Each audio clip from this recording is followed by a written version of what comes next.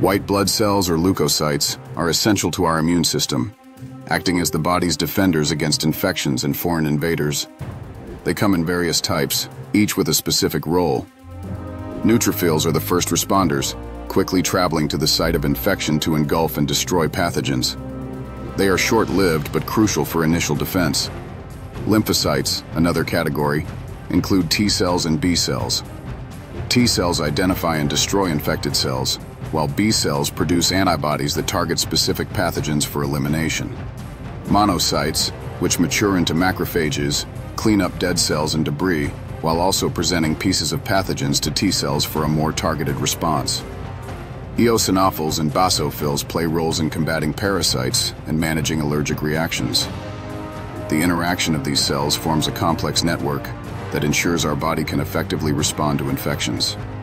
Additionally, white blood cells have memory, allowing the immune system to recognize previously encountered pathogens, leading to a quicker response upon re-exposure. Through their dedicated efforts, white blood cells keep us healthy, showcasing the remarkable capabilities of our immune system in action. Have you ever wondered how your brain helps you think, move, and feel? The answer lies in tiny cells called neurons, which are like little messengers in your body. Neurons send signals to each other just like post offices deliver letters. Imagine the brain as a busy city, with neurons acting as postal workers running around delivering important messages. Each neuron has special parts: the cell body, dendrites, and axon. Dendrites receive information, while the axon sends it out.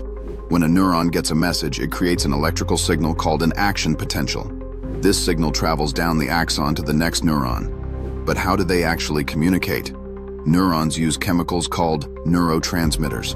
When the signal reaches the end of one neuron, it releases these chemicals that cross a tiny gap called a synapse. The next neuron then picks up the signal and carries it on. This process happens incredibly fast, allowing us to react to things in the blink of an eye. So the next time you laugh, jump, or think of a fun idea, remember that your brain is a busy hub of neurons sending messages like tiny post offices, keeping everything connected and working smoothly.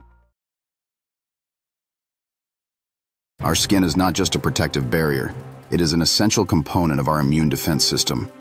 Serving as the body's first line of defense, skin acts as a formidable barrier against harmful pathogens, such as bacteria, viruses, and fungi. The outermost layer, called the epidermis, is rich in keratin, making it tough and resilient. This tough layer prevents many harmful invaders from penetrating deeper into our bodies. Moreover, skin is home to various immune cells, including Langerhans cells, which detect pathogens and trigger immune responses when necessary. When an injury occurs, the skin quickly activates these immune mechanisms. It releases signaling molecules that attract white blood cells to the site, helping to contain and eliminate potential threats. The skin also plays a role in inflammation, which is a critical response to infection. Its ability to heal itself quickly is a testament to its importance in immune defense. Additionally, the pH of the skin is slightly acidic, which helps inhibit the growth of harmful microorganisms. By understanding the multifaceted role of skin in immune defense, we can appreciate its importance in maintaining overall health and well-being. Have you ever thought about what happens to your food after you eat it? Let's embark on an amazing journey through the digestive system. It all starts in the mouth, where we chew food into smaller pieces. Our saliva helps break down the food, making it easier to swallow. Once swallowed, food travels down the esophagus, a muscular tube that connects the throat to the stomach. This journey takes only about 10 seconds. In the stomach, powerful acids and enzymes go to work. They mix with food, breaking it down further into a semi-liquid form called chyme. This process can take several hours. Next, chyme enters the small intestine, where most digestion and nutrient absorption occurs. Tiny hair-like structures called villi absorb nutrients and send them into the bloodstream. From here, the remaining waste moves to the large intestine, where water is absorbed and the waste is formed into stool. Finally, what's left is eliminated from the body through the rectum. Understanding this incredible process helps us appreciate the amazing complexity of our bodies and the energy we receive from food. The heart is a remarkable organ, functioning as the central pump of the circulatory system.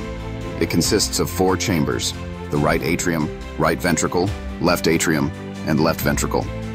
Blood flows through these chambers in a carefully orchestrated manner.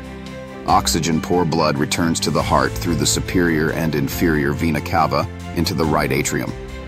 When the atrium contracts, blood moves into the right ventricle, which then propels it to the lungs via the pulmonary arteries. In the lungs, carbon dioxide is exchanged for oxygen, revitalizing the blood.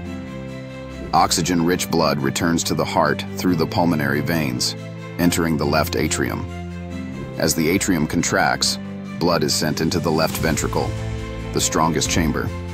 The left ventricle pumps this oxygenated blood out through the aorta, distributing it throughout the body.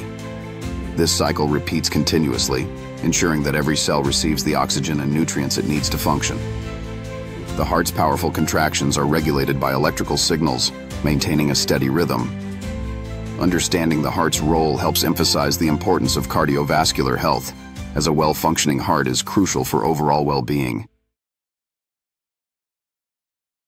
Our skeleton is a fascinating framework made up of 206 bones, each playing a vital role in how we move and function daily.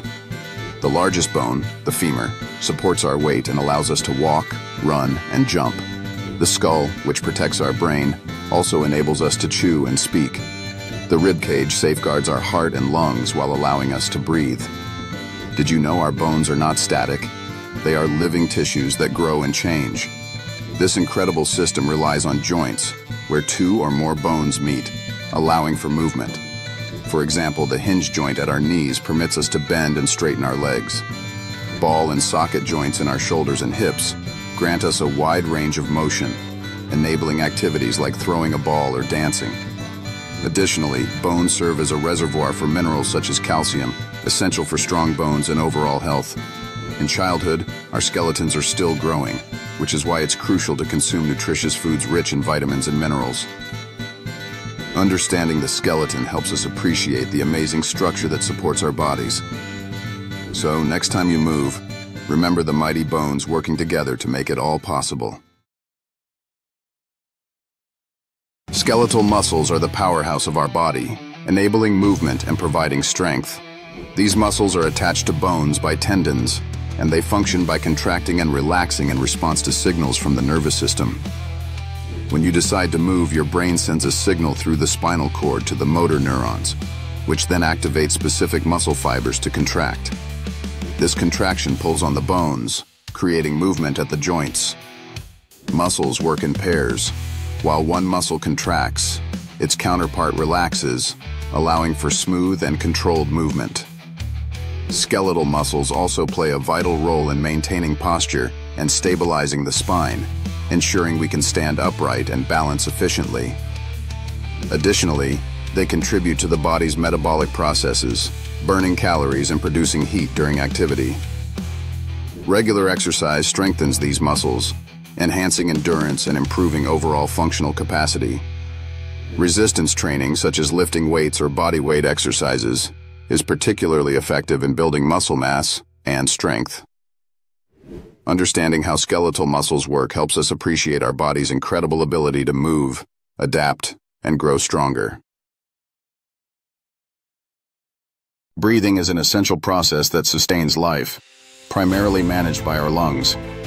It involves two main phases: inhalation and exhalation. During inhalation, the diaphragm contracts and moves downward, creating a vacuum that pulls air into the lungs. This air travels through the trachea and into the bronchi, branching out into smaller bronchioles until it reaches the alveoli, tiny air sacs where oxygen and carbon dioxide are exchanged. Here, oxygen diffuses into the bloodstream, binding to hemoglobin in red blood cells, while carbon dioxide, a waste product, moves from the blood into the alveoli to be expelled. The process of exhalation is mostly passive. The diaphragm relaxes, the chest cavity decreases, and the air is pushed out of the lungs through the same pathway. This continuous cycle is vital for maintaining the body's oxygen levels and removing carbon dioxide, thus keeping our cells functioning properly. The lungs are remarkably efficient, managing this process approximately 20 times a minute during rest. Understanding this intricate mechanism underlines the importance of lung health, as any impairment can significantly impact overall well-being and respiratory efficiency.